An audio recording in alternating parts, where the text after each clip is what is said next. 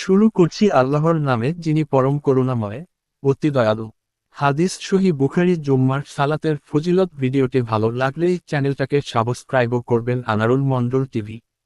পরিচ্ছদ 560। জুম্মু আর ফয়লত। 837। আব্দুল্লাহ ইবনু ইউসুফ রহ। আবু হুরায়রা রাহ থেকে বর্ণিত, রাসূল সাল্লাল্লাহু আলাইহি ওয়াসাল্লাম বলেছেন, যে ব্যক্তি জুম্মার দিন জানবাত গোসলের ন্যায় গোসল করে এবং সালাত নামাজ নামাজ এর জন্য আগমন করে, সে যেন একটি উট কুরবানি করল। যে ব্যক্তি দ্বিতীয় পর্যায়ে আগমন করে, সে যেন একটি গাভী কুরবানি করল। তৃতীয় পর্যায়ে যে আগমন করে, সে যেন একটি শিং বিশিষ্ট দুম্বা কুরবানি করল। চতুর্থ পর্যায়ে আগমন করল, সে যেন একটি মুরগি কুরবানি করল। পঞ্চম পর্যায়ে যে আগমন করল, সে যেন একটি ডিম কুরবানি করল। পরে ইমাম যখন খুতবা প্রদানের জন্য বের হন, তখন ফিরিশতাগণ জিকর শোনার জন্য হাজির হয়ে থাকেন।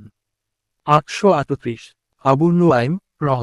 আবু হুরায়রা রাহ থেকে বর্ণিত, জুম্মার দিন উমর ইবনু খাত্তাব রাহ খুতবা দিচ্ছিলেন। এমন সময় এক ব্যক্তি মসজিদে প্রবেশ করেন। উমর রাহ তাকে জিজ্ঞাসা করলেন, সালাত নামাজ নামাজ সময়মতো আসতে তোমরা কেন বাধাগ্রস্ত হও? তিনি বললেন, আজান শোনার সাথে সাথেই তো আমি অজু অজু অ করেছি। তখন উমর রাহ বললেন, তোমরা কি নবী সাল্লাল্লাহু আলাইহি ওয়াসাল্লামকে একথা বলতে শুননি যে, যখন তোমাদের কেউ জুম্মার সালাত নামাজ নামাজ রওনা হয়, তখন সে যেন গোসল করে নেয়। পরিচ্ছদ 561। জুমুআর জন্য তৈল ব্যবহার। 839। আদম রহ। সালমান ফার্সি রাহ থেকে বর্ণিত, তিনি বলেন, নবী সাল্লাল্লাহু আলাইহি ওয়াসাল্লাম বলেছেন, যে ব্যক্তি জুম্মার দিন গোসল করে এবং যথাসাধ্য ভালরূপে পবিত্রতা অর্জন করে ও নিজের তেল থেকে ব্যবহার করে বা নিজ ঘরের সুগন্ধি ব্যবহার করে, এরপর বের হয় এবং দুজন লোকের মাঝে ফাঁক না করে, তারপর তার নির্ধারিত সালাত নামাজ নামাজ আদায় করে এবং ইমামের খুতবা দেওয়ার সময় চুপ থাকে, তাহলে তার সে জুম্মা থেকে আরেক জুম্মা পর্যন্ত সময়ের যাবতীয় গুনাহ মাফ করে দেওয়া হয়। 840। আবুল ইয়ামান রহ। তাউস রহ থেকে বর্ণিত, তিনি বলেন, আমি ইবনু আব্বাস রাহ কে বললাম, সাহাবীগণ বর্ণনা করেছেন যে, নবী সাল্লাল্লাহু আলাইহি ওয়াসাল্লাম বলেছেন, জুম্মার দিন গোসল কর এবং মাথা ধুয়ে ফেল, যদিও তোমরা জুনুবী না হয়ে থাকে, এবং সুগন্ধি ব্যবহার কর। ইবনু আব্বাস রাহ বললেন, গোসল সম্পর্কে নির্দেশ ঠিকই আছে, কিন্তু সুগন্ধি সম্পর্কে আমার জানা নেই।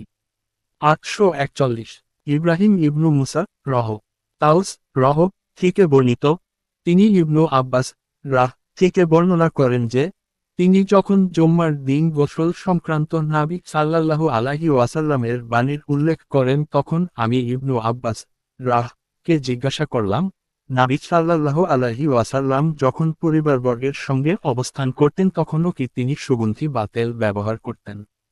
তিনি বললেন, আমি তা জানি না। পরিচ্ছদ 562। যা আছে তার মধ্য থেকে উত্তম কাপড় পরিধান করবে।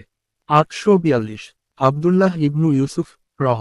আব্দুল্লাহ ইবনু উমর রাহ থেকে বর্ণিত যে, উমর ইবনু খাত্তাব রাহ মসজিদের নববীর দরজার নিকটে এক জোড়া রেশমি পোশাক বিক্রি হতে দেখে নবী সাল্লাল্লাহু আলাইহি ওয়াসাল্লামকে বললেন, ইয়া রাসূলাল্লাহ, যদি এটি আপনি খরিদ করতেন আর জুম্মার দিন এবং যখন আপনার কাছে প্রতিনিধি দল আসে তখন আপনি তা পরিধান করতেন। তখন রাসূল সাল্লাল্লাহু আলাইহি ওয়াসাল্লাম বললেন, এটি তো সে ব্যক্তিই পরিধান করে, আখিরাতে যার মঙ্গলের কোন অংশ নেই। এরপর রাসূল সাল্লাল্লাহু আলাইহি ওয়াসাল্লামের নিকটে ধরনের কয়েক জোড়া পোশাক আসে, তখন তার এক জোড়া তিনি উমর রাহ কে প্রদান করেন। উমর রাহ আর্জ করলেন, ইয়া রাসূলাল্লাহ, আপনি আমাকে এটি পরিধান করতে দিলেন, অথচ আপনি উতারিদের রেশম পোশাক সম্পর্কে যা বলার তা তো বলেছিলেন। তখন রাসূল সাল্লাল্লাহু আলাইহি ওয়াসাল্লাম বললেন, আমি তোমাকে এটি নিজের পরিধানের জন্য প্রদান করিনি। উমর ইবনু খাত্তাব রাহ তখন এটি মক্কায় তার এক ভাইকে দিয়ে দেন, যে তখন মুশরিক ছিল। পরিচ্ছদ 563। জুমুআর দিন মিসওয়াক করা। আবু সাঈদ খুদরি রাহ নবী করিম সাল্লাল্লাহু আলাইহি ওয়াসাল্লাম থেকে বর্ণনা করেন যে, তিনি মিসওয়াক করতেন। 843। আব্দুল্লাহ ইবনু ইউসুফ রহ। আবু হুরায়রা রাহ থেকে বর্ণিত, রাসূল সাল্লাল্লাহু আলাইহি ওয়াসাল্লাম বলেছেন, আমার উম্মতের জন্য বা তিনি বলেছেন, লোকদের জন্য যদি কঠিন মনে না করতাম, তাহলে প্রত্যেক সালাত, নামাজ, নামাজ এর সাথে তাদের মিসওয়াক করার নির্দেশ দিতাম। 844 আবু মামার রহ আনাস রাহ থেকে বর্ণিত, তিনি বলেন, রাসূল সাল্লাল্লাহু আলাইহি ওয়াসাল্লাম বলেছেন, আমি মিসওয়াক সম্পর্কে তোমাদের অনেক বলেছি। 845 মুহাম্মদ ইবনু কাসির রহ হুজাইফা রাহ থেকে বর্ণিত, তিনি বলেন, নাবী সাল্লাল্লাহু আলাইহি ওয়াসাল্লাম যখন রাতে সালাত, নামাজ, নামাজ এর জন্য উঠতেন তখন দাঁত মেজে মুখ পরিষ্কার করে নিতেন।